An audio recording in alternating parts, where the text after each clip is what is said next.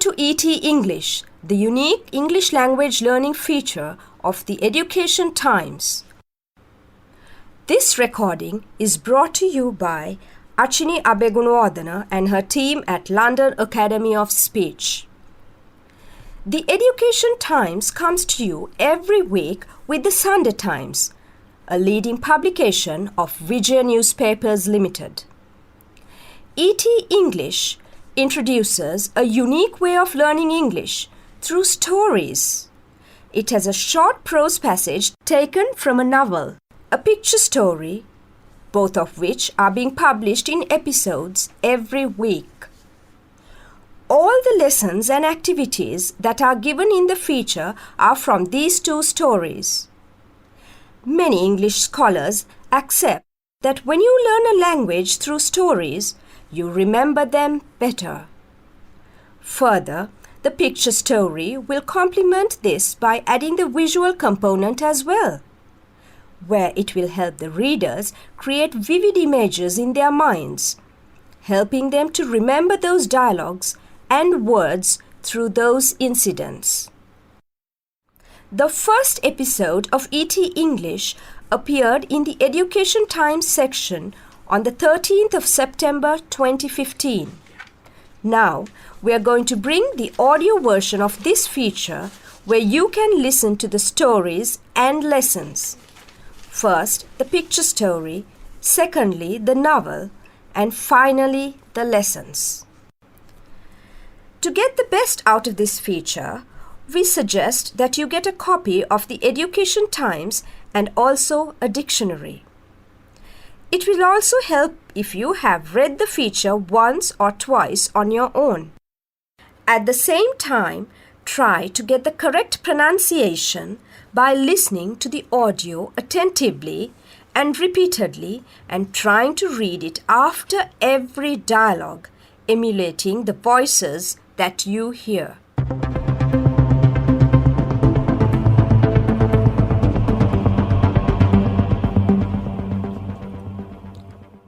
You will now listen to the ET English lesson number 54 that appeared in the Education Times section of the Sunday Times on the 25th of September 2016.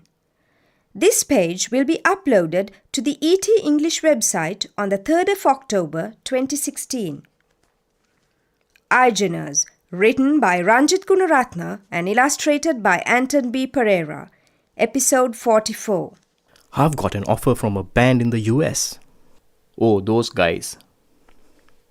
Yes, they are really impressed with my performances with local instruments. Did you tell your family?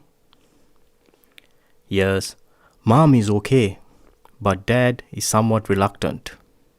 I don't think that Bertie uncle will ever let you go. Anyway, I have to do the exam first. It's only a couple of months away. Let's concentrate on it.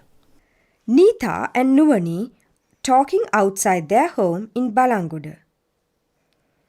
I can go to the weekend classes, so I can be here on weekdays. There is nothing much to do, so you can do your studies at the office.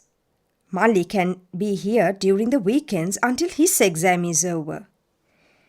Yes, then he will take over everything. Nimali is talking to her family. Our teacher is organizing another concert here to raise money for our instruments and studies. When is that? Next month. I have to sell 50 tickets. Don't worry, Akka. I know how to sell even 100 tickets. What? How?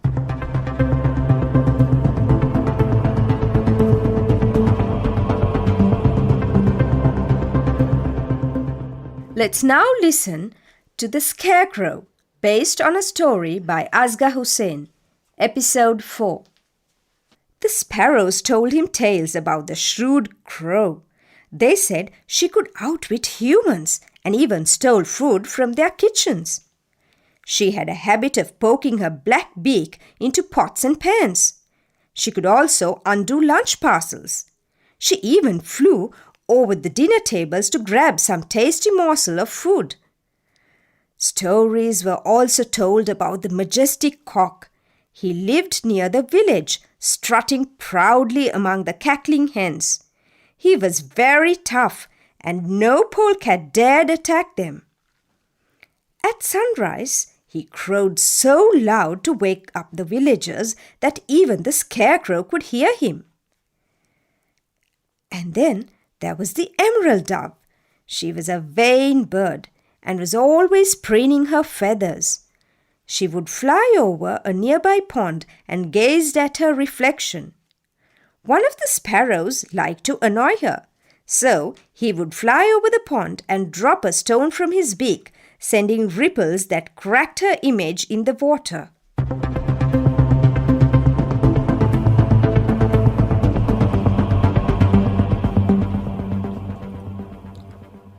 Lessons for this week. Activity 1.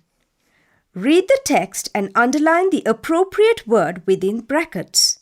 1. The dove, the cock, the crow could outwit humans. 2. The dove, the cock, the crow flew over dinner tables to grab some tasty morsel of food. 3. The dove, the cock, the crow lived near the village. 4. The dove, the cock, the crow was a vain bird and was always preening her feathers. 5. The sparrows, the crows, the doves told stories about the shrewd crow. Activity 2. Answer the following questions. Number 1. To whom does him refer to in the first sentence? Number 2. What did the sparrows tell the scarecrow? Number 3. Which bird lived near the village strutting proudly among the cackling hens? Number 4. When did the majestic cock crow so loud? Number 5. Where would the emerald dove fly? Activity 3. Write a similar word from the text to the words given below. Number 1. Astute. 2. Crumb. 3. Regal. 4. Strong. 5. Image. Activity 4. Read the picture story and match the questions in column A with the responses in column B. Column A. Questions. Number 1. What has Hans got from a music band in the US? Number 2. Will Hans's mother allow him to go? Number 3. What is his dad's opinion? Number 4. Why is Nimali's teacher organizing another concert? Number 5. Who will have to sell 50 tickets? Column B. Responses. A. He is reluctant to send him to the US. B. Nimali. C. To raise money for the instruments and studies. D. Yes, she will. E. He has got an offer. Let's look at the word bank for this week. Most of the meanings given are relevant to the context of the stories. 1. Impressed. Feeling admiration for somebody or something because you think they are particularly good or interesting. 2. Performance. The act of performing a play, concert, or some other form of entertainment. 3. Reluctant. Hesitating to do something because you do not want to do it or because you are not sure that it is the right thing to do. 4. Concentrate. To give all your attention to something and not to think about anything else. 5. Outwit. Defeat somebody. 6. Habit. Thing that you do often and almost without thinking. 7. Poke. Quickly push your fingers or another object into somebody or something. 8. Beak. The hard pointed or curved outer part of a bird's mouth. 9. Pot. Deep round container used for cooking things in. Number 10. Pan. Container usually made of metal with a handle or handles used for cooking food in. 11. Morsel. Small amount or a piece of something, especially food. 12. Majestic. Impressive because of size or beauty. 13. Strut. Walk proudly with your head up and chest out to show that you think you are important. 14. Proudly. In a way that shows that somebody is proud of something. 15. Cackle. Make a loud, unpleasant noise. 17. Polecat. A small wild animal with a long thin body and dark brown fur. 18. Dare. Be brave enough to do something.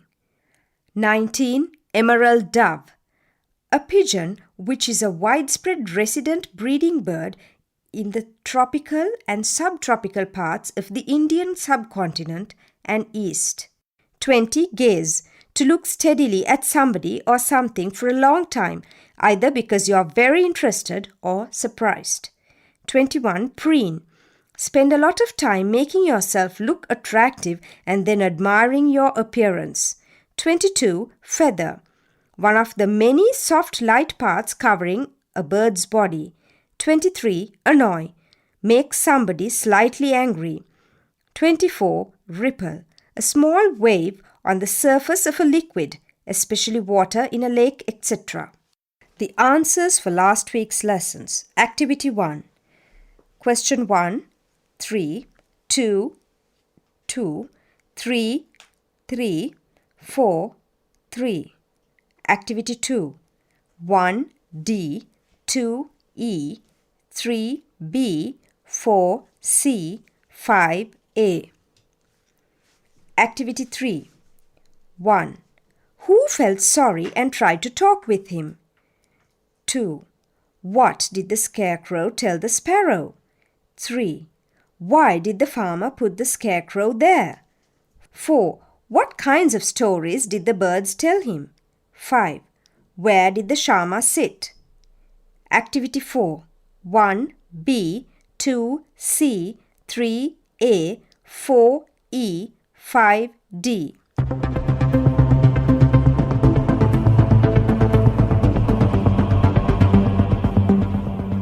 Dear listeners, thank you very much for taking the time to listen to our recording brought to you by the London Academy of Speech. You are welcome to give us your feedback and suggestions on the telephone numbers and the email address given in the ET English feature in the Education Times section. This recording has been voiced by Achine together with Channa. We shall meet you again with ET English Lesson 55. Until then, goodbye and happy learning.